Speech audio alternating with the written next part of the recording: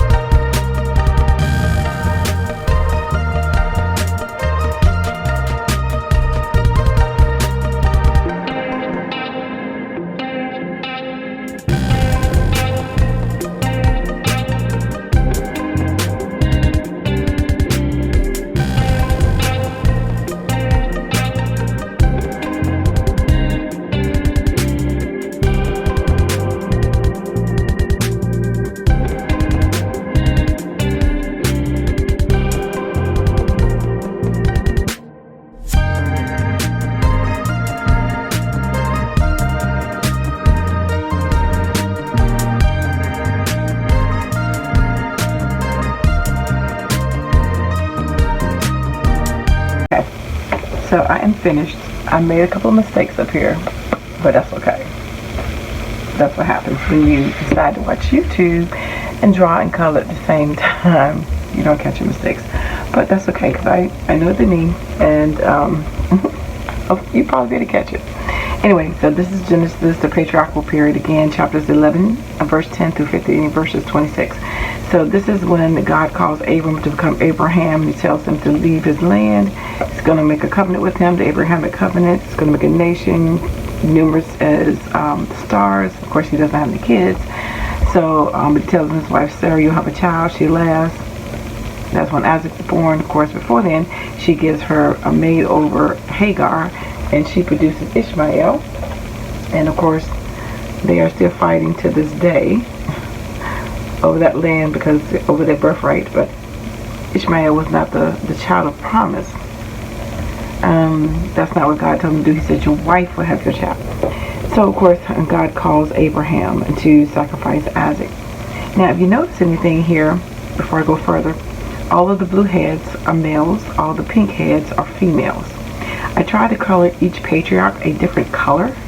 So here is Abraham, Isaac, Jacob, and Joseph are the four patriarchs that I'm going to be dealing with on this page. They're the four ones that really, I say, most significant in Genesis. They're not the only ones, but they're the major players. When we get down to here, this is Isaac and Laban. He's tilling the land. I did my picture wrong because I was thinking I was on the wrong one. I was making Jacob tilling the land for Laban to marry Leah and Rachel. That should have been down here on the next row. But I put it on the wrong row because I wasn't paying attention. I colored and everything and didn't even pay attention to what I was doing. But really, Isaac married Rebecca, and she had twins, Jacob and Esau. So this image should have been here, and I actually colored it brown. And just, if you look at, before you fast forward a few minutes ago, this was a different color. I just colored it differently because I was like, oh, wait a minute, I did that wrong. So anyway, these are the children of Isaac and Rebecca, Jacob and Esau. And that's Jacob and Esau. This is the issue with the birthright when he gave up his porch. So his birthright, Esau did. This is Jacob. Here's a bad, and this is when he's tempting his father Isaac to get a blessing. He tricked him, like his name meant.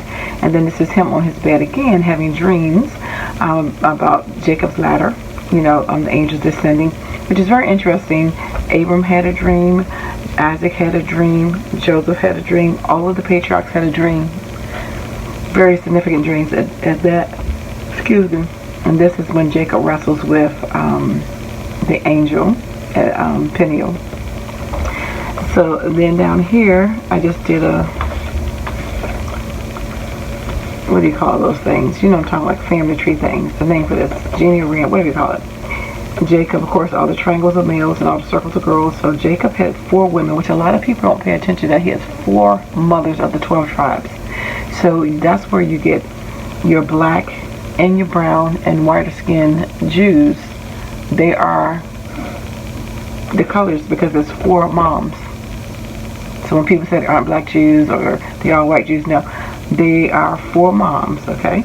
And if you look at their lineage or where they come from, that also makes a difference. You can tell. That's why you have different skin tones as Jews because of that. So Jacob had 4 women, Leah and Rachel, because he worked for them from Laban, and then their handmaidens, Bilhah and Zilpah. And I'm, pronouncing the words. Anyway, so Leah had 6 of his sons and 1 daughter, and then Rachel had 2, Bilhah had 2, and Zilpah had 2. And then we come down to here, Joseph, the 11th child of Jacob. We know that he loved him, he favored him, and he gave him a coat of many colors. It probably did not look like my coat.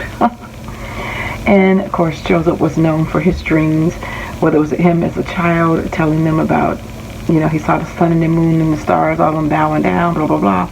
They threw him in the pit, and that's him being thrown in the pit. His 10 brothers threw him in the pit.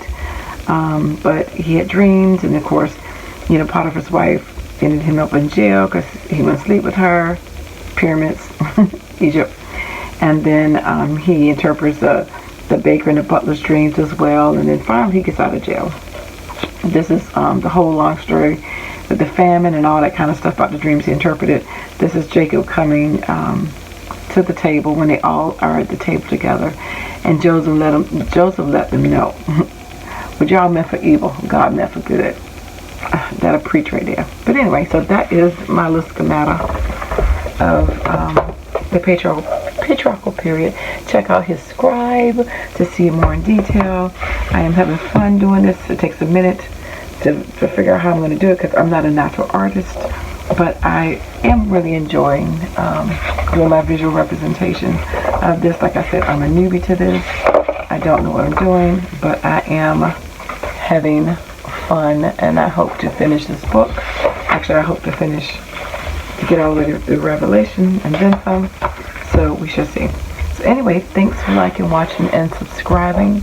And remember, let God let you be his scribe. Take care. God bless. Bye-bye.